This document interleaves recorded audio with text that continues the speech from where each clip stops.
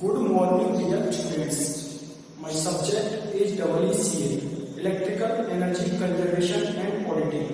And the today topic is based on power factor improvements and its benefits. Power factor improvement and benefits.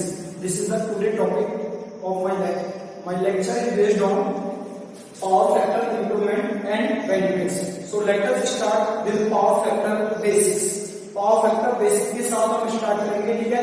इसके बाद next lecture में power factor improvement जो है वो देखेंगे, ठीक है। फिर इसके बाद में इससे अगले लेक्चर में selection and location of capacitors के बारे में हम शंट कैपेसिटर के बारे में देखेंगे। So let us start with my topic power factor improvement and benefits. In this first is that power factor basics. So the first point, what is power factor? Power factor is the cosine angle between the voltage and current in an AC circuit is known as power factor। यानी कि AC circuits में voltage और current के बीच में जो cosine angle है वो क्या कहलाता है? Power factor. The cosine angle between voltage and current in an AC circuit is known as power factor। दूसरा पावर फैक्टर की डेफिनेशन क्या होती है? cos phi equals to R upon Z। Resistance upon impedance का ratio भी क्या कहलाता है? पावर फैक्टर कहलाता है।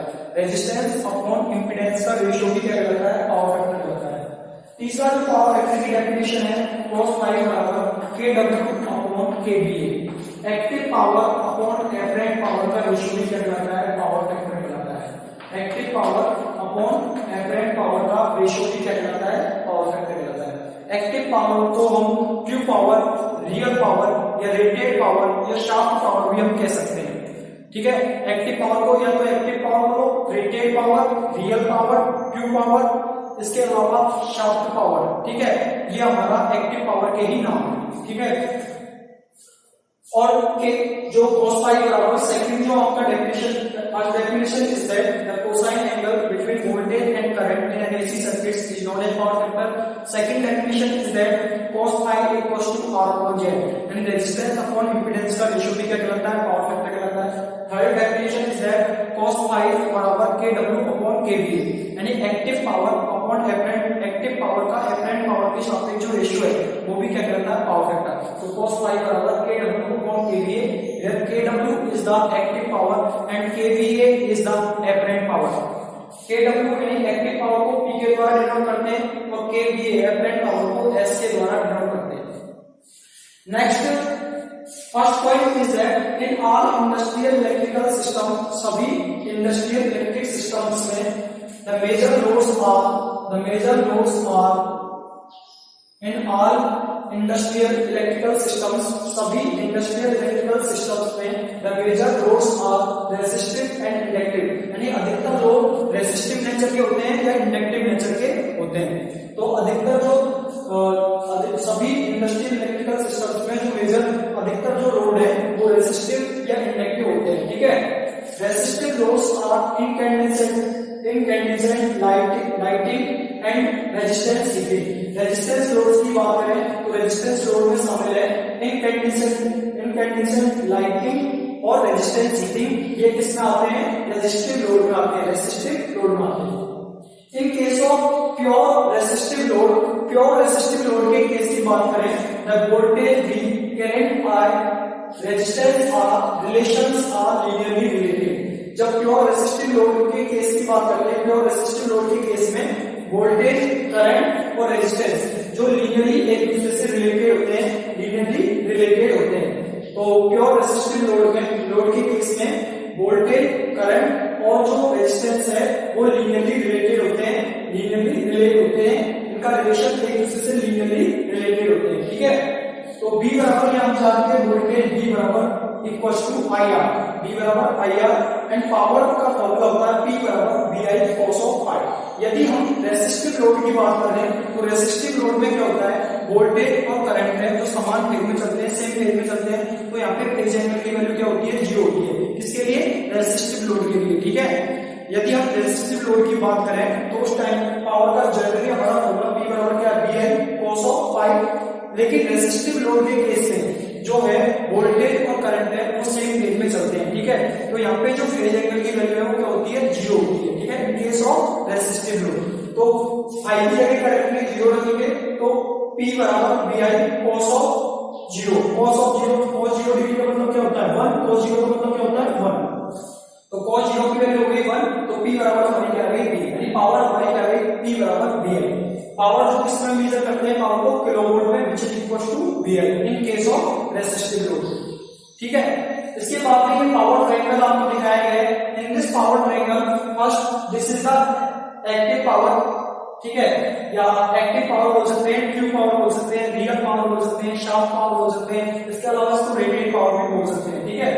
ये दूसरा जो आपको दिखाया जो एक्टिव पावर, जो इससे जो है एक्टिव पावर से 90 डिग्री ऑर्थोगोनल है, वो हमारी है रिएक्टिव पावर KVAR, ठीक है। एक्टिव पावर से 90 डिग्री ऑर्थोगोनल पर जो हमारी पावर है वो है रिएक्टिव पावर, ठीक है। इससे 90 डिग्री जो ऑर्थोगोनल है, 90 डिग्री ऑर्थोगोनल पर, यानी एक्टिव पावर से 90 डिग्री ऑर्थोगोनल पर हमारी पावर है, जिसको बोलेंगे KVAR मींस रिएक्टिव पावर, ठीक है, जो एक्टिव पावर से 90 डिग्री ऑर्थोगोनल है, ठीक है। This is called KVAR reactive power. And the vector sum of active power and reactive power is called the total power, यानी कि एक्टिव पावर और रिएक्टिव पावर का वेक्टर सम करेंगे तो जो आएगा वो क्या आएगी आपकी टोटल पावर या एपरेंट पावर, ठीक है। तो ये हमारा फाई है जो फेज एंगल को डिनोट कर रहा है, phi is the phase angle. तो KW एक्टिव पावर में इससे 90 डिग्री जो है वो ऑर्थोगोनल, इससे जो है 90 डिग्री ऑर्थोगोनल पर हमारी रिएक्टिव पावर है, ठीक है। और इन दोनों का वेक्टर सम, यानी एक्टिव पावर और रिएक्टिव पावर दोनों का वेक्टर सम क्या कहलाता है, टोटल पावर या एपरेंट पावर, जिसको हम केवीए के द्वारा दर्शाते हैं। केवीए मींस किलोवोल्ट एम्पीयर, ठीक है। So the formula of power factor equal to होता है KW upon KVA। KW means active power upon KVA means apparent power. So एक active power is represented by P and apparent power is represented by S। Apparent power को किसके द्वारा represent किया, S के द्वारा। तो पावर फैक्टर इक्वल टू हो गया KW upon KVA, active power upon apparent power which is equals to P upon S। Active power को P के द्वारा डिनोट करते हैं और एपरेंट पावर को S के द्वारा डिनोट करते हैं। तो P upon S का रेशियो भी क्या कहलाता है, पावर फैक्टर कहलाता है। तो power factor equal to KW upon KVA equal to P upon S equal to cos of phi। cos phi is the power factor। This is the power triangle। Next आगे बढ़ते हैं।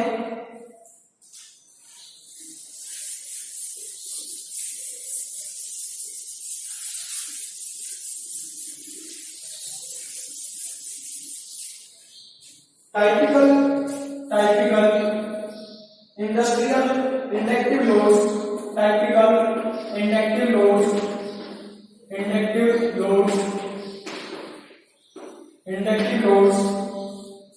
typical inductive loads are the AC motors। Inductive load जो मुख्य रूप से होती है वो AC मोटर्स होती हैं। Typical inductive loads are the AC motors।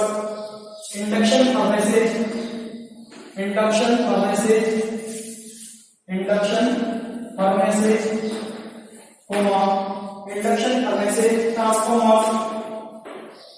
transformers and ballast type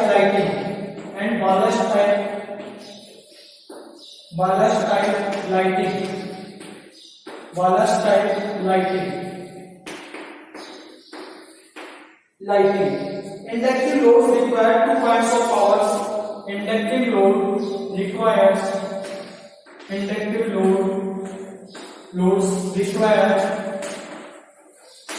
two kinds of power। Inductive loads require two kinds of power। First is that जो हमारी पावर है जो इंडक्टिव लोड में आती है वो है एक्टिव पावर।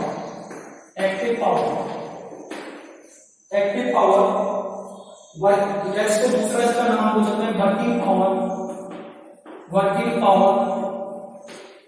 इसको रियल पावर भी आप बोल सकते हो, real power, working power, real power, true power,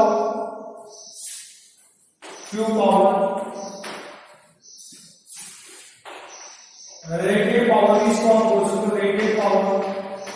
और एक इसको आगे देखेंगे शाफ्ट पावर भी इसको हम बोल सकते हो। Rated power to perform the work, to perform the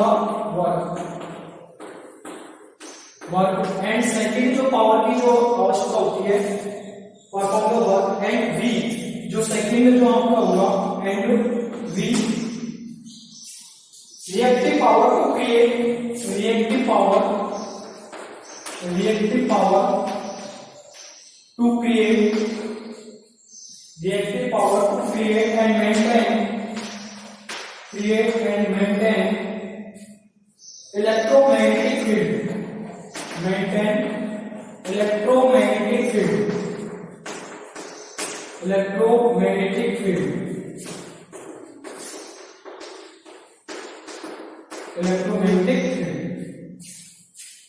so this point typical inductive loads are the AC motors, induction furnaces, transformers and ballast type lighting। जो इंडक्टिव लोड्स हैं उनमें आते हैं एसी मोटर्स में होती है, इंडक्टिव लोड्स में शामिल है इंडक्शन फर्नेसेज और ट्रांसफॉर्मर्स एंड बallast टाइप लाइटिंग। ये जो टाइपिकल इंडक्टिव लोड्स होते हैं, ठीक है।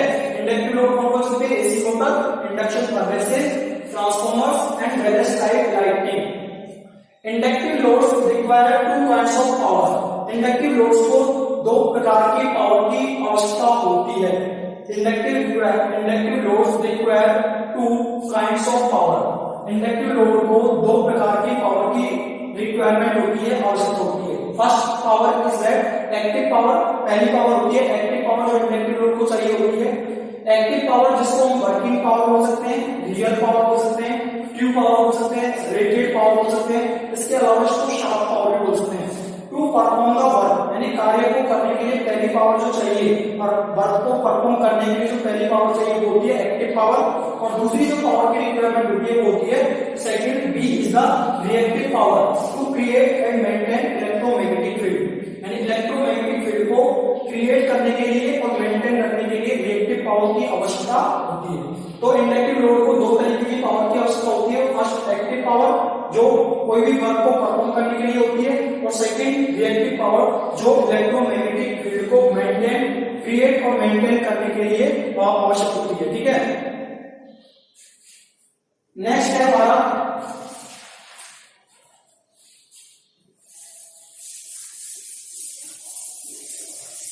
Next point is that active power is measured in kilowatt, active power is measured in kilowatt, and reactive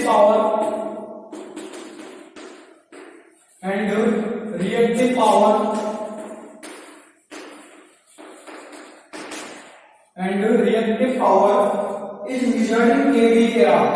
Power is measured in kVAr, kilovolt ampere reactive, kVAr kilovolt ampere reactive, kilovolt ampere reactive।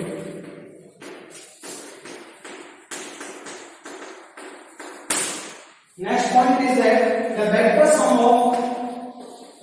sum of active power and reactive power is called the total power या apparent power। The vector sum of the active power kilowatt, and reactive power kVAr,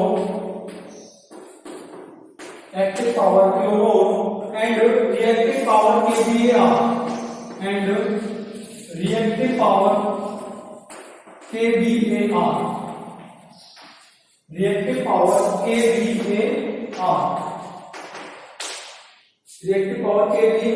make up the total power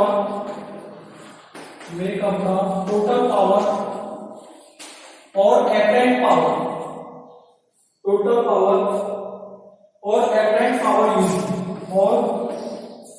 apparent power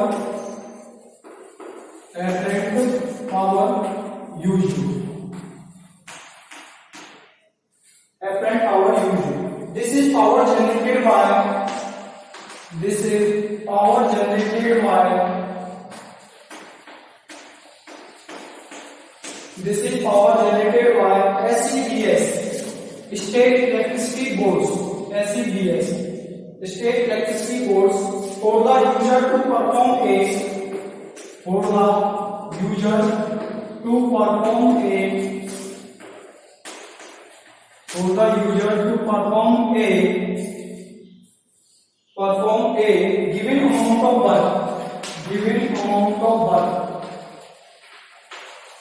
given amount of work, to perform a given amount of work.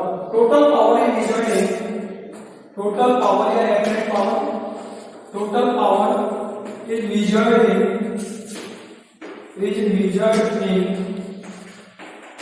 in kVA. kVA means kilovolt ampere. kVA means kilovolt ampere.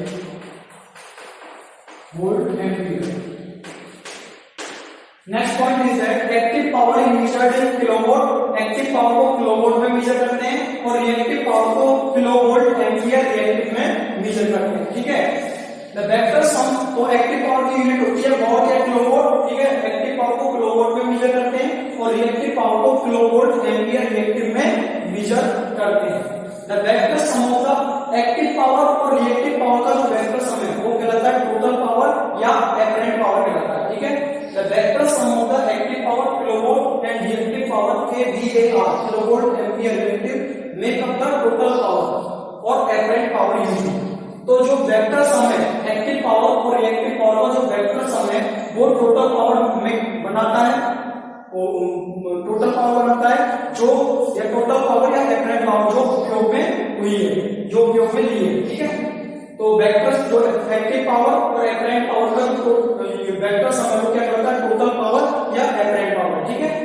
इसके बाद में है this is power generated by SCB for the user to perform a given amount of work.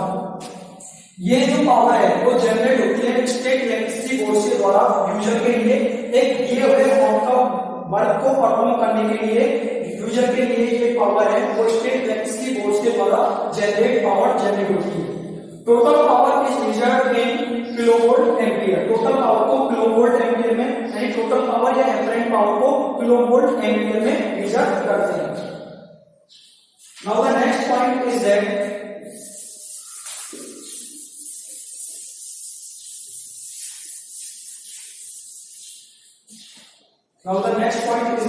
the active power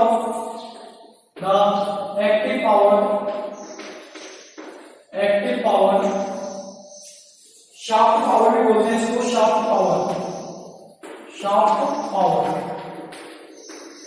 active power shaft power required और true power और true power. मैंने आपको बताया था ट्रू पावर रियल पावर. ठीक है. इसके अलावा इसको जो बोलते हैं active power. True power required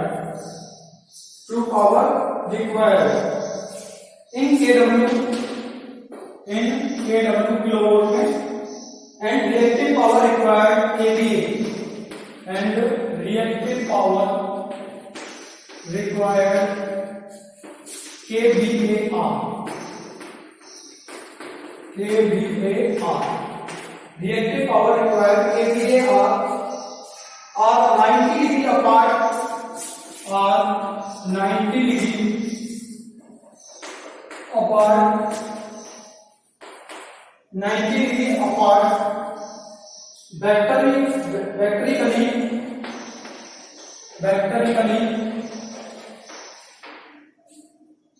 in a pure inductive circuit.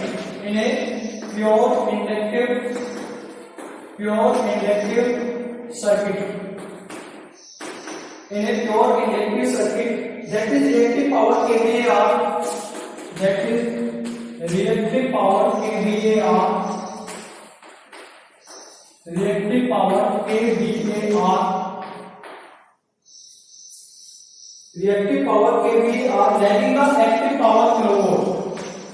lagging the active power kilowatt. lagging the active power kilowatt. The vector sum of two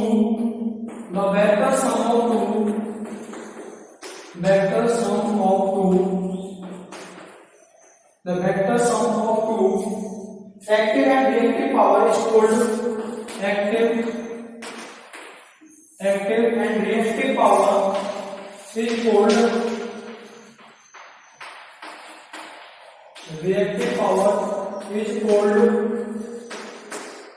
apparent power या total power. apparent power और kVA, और इसको kVA में major करते हैं. apparent power और kVA at state power kVA, and the kVA reflects the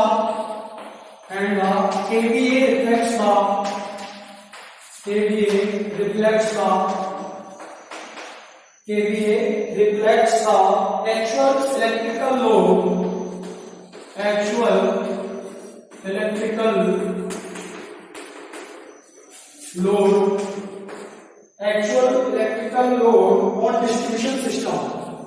on distribution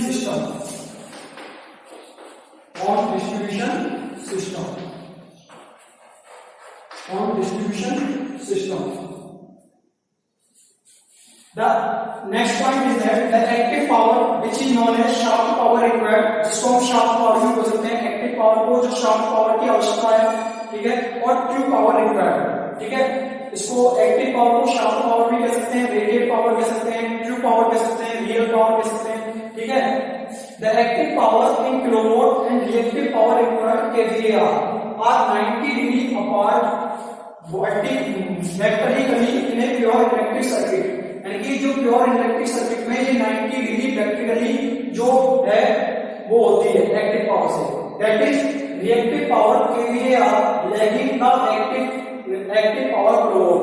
यानी कि जो रिएक्टिव पावर है वो पावर जो एक्टिव पावर से क्या करती है, 90 डिग्री लैग करती है, ठीक है. इन case of pure inductive circuit की हम बात करें, प्योर इंडक्टिव सर्किट के केस की बात करें तो यहाँ पे जो इन case of pure electric circuit जो रिएक्टिव पावर है वो एक्टिव पावर से 90 डिग्री लैग करती है.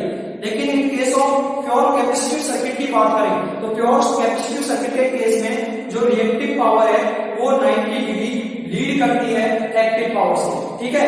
तो ये हो गया प्योर इंडक्टिव और कैपेसिटिव सर्किट की. तो प्योर इंडक्टिव सर्किट में जो रिएक्टिव पावर है वो 90 डिग्री, प्योर इंडक्टिव सर्किट में जो रिएक्टिव पावर है वो 90 डिग्री एक्टिव पावर से लैग करती है. लेकिन प्योर कैपेसिटिव सर्किट में जो रिएक्टिव पावर है वो एक्टिव पावर से 90 डिग्री लीड करती है, ठीक है. So that is reactive power kVAR lagging the active power kilowatt. यानी कि रिएक्टिव पावर है जो एक्टिव पावर से 90 डिग्री का जो रिएक्टिव पावर है kVAR lagging the active power kilowatt. Reactive power kVAR active power kW से लैग करती है, ठीक है. The vector sum of two active and reactive power, यानी कि जो एक्टिव और रिएक्टिव पावर का जो वेक्टर सम है इज कॉल्ड एपरेंट पावर और kVA. जो वेक्टर सम है एक्टिव और रिएक्टिव पावर का जो वेक्टर सम है वो कहलाता है एपरेंट पावर, जिसको हम kVA में मेजर करते हैं. एक्टिव पावर और kVA means kilowatt ampere. And the kVA reflects the actual electrical load on distribution system.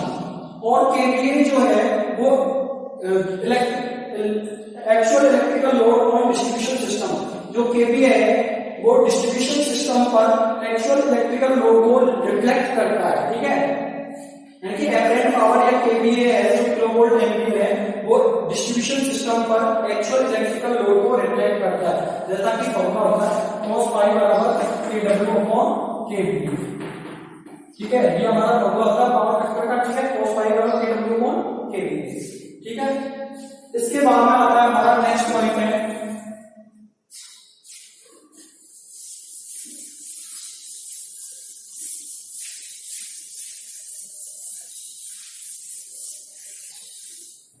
the ratio of kW to kVA. The ratio of kW to kVA, kilowatt to kilovolt ampere, kVA is called the power factor. Is called the power factor which is always power factor which is always less than or equal to unity, which is always less than or equal to unity.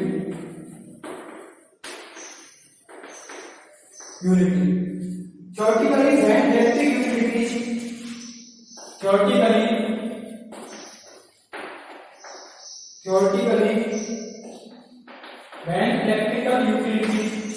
when electric utilities supply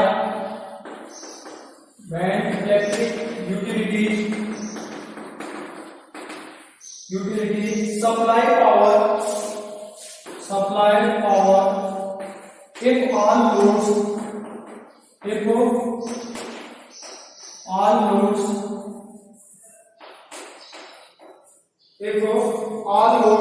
have unity power factor, all loads have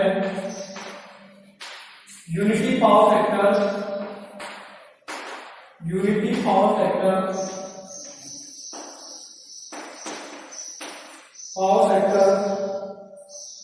then the maximum power can be transferred to the same distribution capacity. Then the maximum power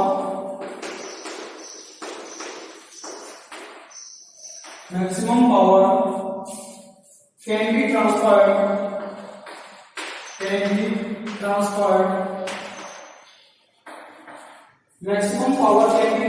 to the same distribution capacity.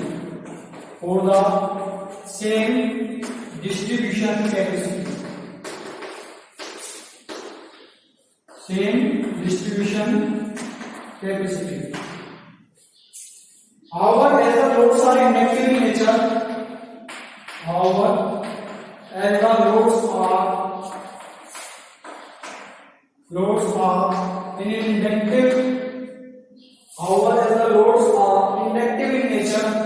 यानी अधिकतर जो load है वो inductive nature के होते हैं, inductive in nature with the power factor ranging from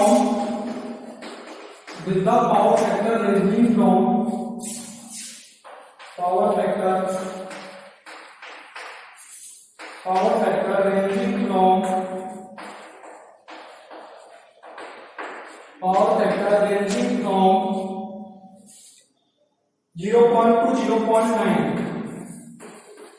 0.2 to 0.9 the electrical distribution network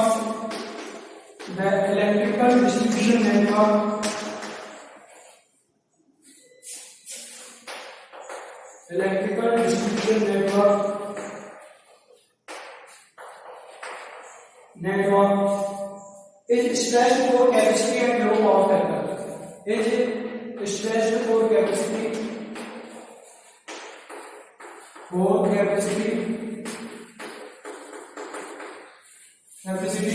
and low power factor. Capacity at low power factor.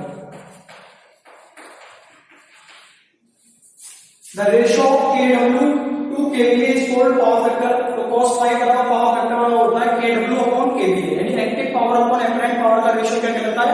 Power factor कहलाता है, ठीक है। Which is always less than or equal to unity, जो या तो unity के बराबर होगा या यूनिटी से लेस देन होता है, ठीक है, कम होता है, ठीक है। Which is always less than or equal to unity, जो तो या तो यूनिटी के बराबर होगा या यूनिटी से लेस देन होता है, हमेशा कम होता है, यूनिटी से कम होता है, ठीक है। Theoretically, when electric utility supply power, जब इलेक्ट्रिक यूटिलिटी पावर सप्लाई करती है, if all loads have unity power factor, यदि सभी लोड्स का पावर फैक्टर है वो यूनिटी है, then the maximum power can be transferred. जैसा कि आप जानते हो P बराबर मान लो मैं देखता हूँ P बराबर BI cos of phi, यदि मेरा पावर फैक्टर क्या है यूनिटी, cos phi बराबर जो पावर फैक्टर है वो क्या है, पावर फैक्टर क्या है cos phi बराबर क्या है यूनिटी, तो जो पावर ट्रांसफर होगी cos phi की वैल्यू क्या हो जाएगी 1, तो BI 1, तो पावर जो ट्रांसफर होगी बराबर क्या होगी BI, यानी मैक्सिमम पावर ट्रांसफर आपकी होगी, ठीक है। तो इसका मतलब क्या है, यदि आप देखते हैं यहाँ पे थ्योरेटिकली जब इलेक्ट्रिक यूटिलिटी पावर सप्लाई करती हैं, जब थ्योरेटिकली बात करें तो जब इलेक्ट्रिक यूटिलिटी पावर सप्लाई करती हैं, तो यदि यदि पूरा लोड है आपका, जो सारा जो लोड है वो यूनिटी पावर फैक्टर पे ऑपरेट कर रहा है, यूनिटी पावर फैक्टर पे है, then the maximum power can be transferred over the same distribution capacity. तो समान डिस्ट्रीब्यूशन कैपेसिटी के लिए हम तब मैक्सिमम पावर ट्रांसफर कर सकते हैं। However, as the loads are inductive in nature, चूंकि जो हमारे लोड्स हैं वो कैसे होते हैं, इंडक्टिव नेचर के होते हैं, ठीक है। जो रेजिस्टिव नेचर में क्या होता है, जब हमारा वोल्टेज और करंट के, यदि रेजिस्टिव हमारा लोड है तो उस टाइम पे वोल्टेज और करंट सेम फेज में होते हैं, तो वहां पे फेज एंगल क्या होता है, जीरो होता है। और cos जीरो बराबर क्या होता है, P बराबर B cos फाई, फाई की जगह जीरो रखोगे तो cos जीरो की वैल्यू 1, तो P बराबर क्या हो जाएगा, B आ जाएगा। लेकिन जो हमारा अधिकतर जो लोड है, यद्यपि जो हमारा लोड है वो इंडक्टिव नेचर का होता है, with the power factor ranging from 0.2 to 0.2 to 0.9, जिसकी जो पावर फैक्टर की रेंज है वो 0.2 से 0.9 के बीच में होती है। जो इसकी रेंज है पावर फैक्टर की वो 0.2 से 0.9 के बीच में होती है। The electrical distribution network is stressed for capacity at low power factor। Electrical जो डिस्ट्रीब्यूशन नेटवर्क है, electrical distribution network low power factor पर कैपेसिटी के लिए स्ट्रेस्ड होता है, ठीक है। The electric distribution network is stressed for capacity at low power factor. Electrical distribution network low power factor पर कैपेसिटी के लिए स्ट्रेस्ड होता है। This is the power factor basics. So maximum जो हमारा अधिकतर जो हमारा लोड है वो इंडक्टिव नेचर का होता है, इसकी जो पावर फैक्टर की रेंज है वो 0.2 से 0.9 के बीच होती है। इसलिए जो इलेक्ट्रिकल डिस्ट्रीब्यूशन नेटवर्क है लो पावर फैक्टर पर वो कैपेसिटी के लिए स्ट्रेस्ड होता है। Thank you dear students, thank you.